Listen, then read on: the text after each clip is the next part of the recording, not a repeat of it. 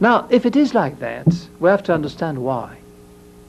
If the donkey chromosome is a big one for a given system, and the horse chromosome is two separate little bodies, like I said about the orangutan compared to man, for example, then in the hybrid, you will have the big chromosome and two tiny ones carrying the same type of information. Now, at the moment of producing reproductive cells, normally the two chromosomes from dad and mom come together and then they separate, and progressively the two cells will contain only a half of the chromosome, but exactly the half of the real number. Now, if the two chromosomes there are three of them instead of two to contain this special information, three cannot be divided by two. So some of the cells will receive less and some of the cells will receive more of the chromosome. Then the hybrid will be sterile. It's what happens in the mule and all the hybrids that we know of.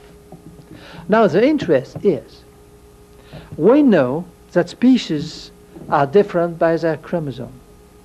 We know that one change in the chromosome, if occurring in a hybrid, that is the old model and the new model together, it impairs enormously the fertility. Then any chromosomal change makes a bottleneck which is extremely difficult to go through, and it makes a barrier between the species. Then how species have occurred, have changed? Because we know by those enormous cimeteries, which are the geological strata, that the form of life have succeeded one another. How is that possible if we have demonstrated that any change should be rejected by natural selection? Well, it's obvious that there is a trick. And the trick could be very simple. If the novelty is present together in the first carrier with the old model, there is a big reduction of fertility. It does not work. But let's suppose we invent a trick so that the novelty becomes now represented at two exemplars, so that those two can fit together. Then we have suddenly jumped over the barrier and we have built a new species, because they would become fertile immediately, just with themselves, but not with the species of origin.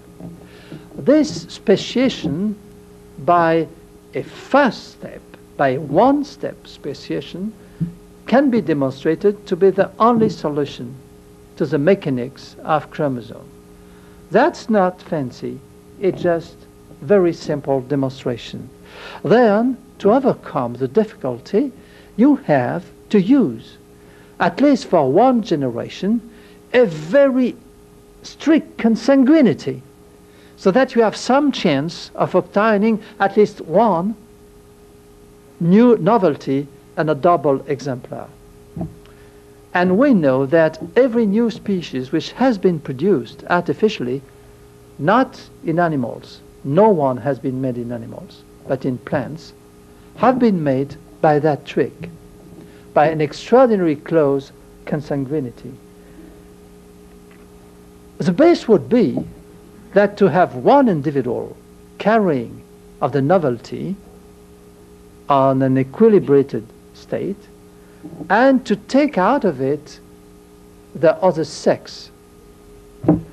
That seems very complex to do, but there are very rare mistakes occurring in our species which contain that. Around 20 years ago, were discovered in Paris a young lady who was a twin. Her brother was a healthy male, and she was an incompletely developed female. She had no ovaries, and she was suffering what is called the Turner syndrome. The reason why was that at the beginning they were identical twins. At the beginning there was one egg. It was carrying one X and one Y, which are the chromosomes of masculinity. When it split in two, one of the blastomeres kept X and Y and continued its destiny as a male. But the other, by a mistake, did not receive the Y. So she had only one X chromosome, and it produced an imperfect feminine constitution in our species. What was very moving when we first understood what was the mechanism of this difference between those two real twins, and we could demonstrate that we could graft the skin from one to the other, so they were really identical twins, and there are now 15 cases of that type known around the world. This young girl was 17 years old at the moment she was examined, and she was suffering of a very curious psychological symptom. She was saying that she did not want to look at herself in a mirror because she got afraid that she was looking at her brother. Psychoanalysts were making some delirium about it to try to explain it, but this was a very typically feminine insight and feeling that she was really a piece taken out of her own brother. She was really a female taken out of the male. Then this story of a couple made with the same genetic makeup and the female being taken out of the male, let's say during the embryonic sleep, is a phenomenon which is recurring in our species. It's very rare. It comes maybe once in every 2 or 10 millions of births, but it's still existing.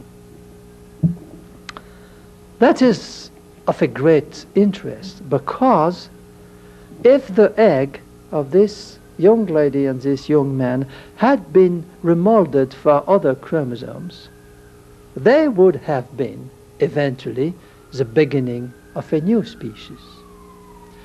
For example, in mouse, the female mouse who has not received the Y chromosome is perfectly fertile. And in mouse, with that manipulation, you could really play Adam and Eva very easily to build a new species of mice. That is to say that we know how, more or less, a jump over the species barrier could occur in complex living system like Earth.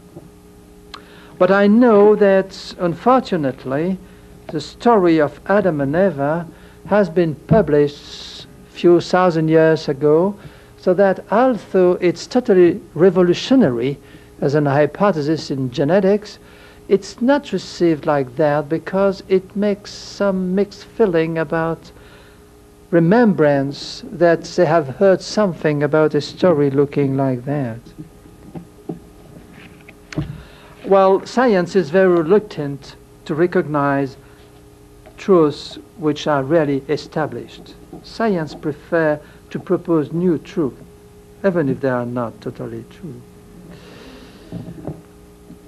The second phenomenon we have learned those years is that the time is written inside the chromosomes. That the order in which the genes are put one after the other in the same chapter is in some case the same order of the use of one than the other in the embryonic development. That is very evident for hemoglobins and different hemoglobins which are not the same during the embryonic life, during the fetal life, during aerial life. And we know now that, in fact,